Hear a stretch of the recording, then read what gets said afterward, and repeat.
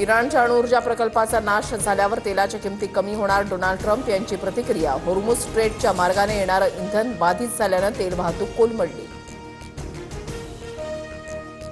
मध्य पूर्वेतील तणावादरम्यान भारत शांततेच्या बाजूनं. परराष्ट्र मंत्री एस जयशंकर यांचं संसदेत निवेदन.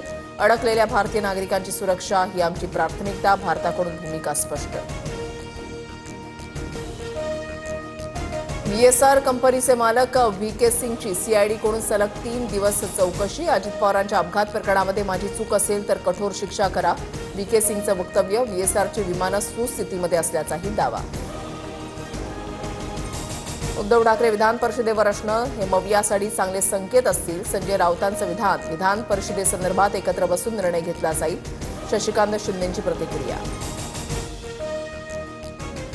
लोकसभा अध्यक्षांविरोधातील अविश्वास ठरावावर आज चर्चा होणार. लोकसभा अध्यक्ष ओम बिर्लांकडून पक्षपाती भूमिका. विरोधकांचा आरोप. भारताच्या विजयानंतर मिरजेमध्ये जल्लोषादरम्यान हुल्लडबाजी.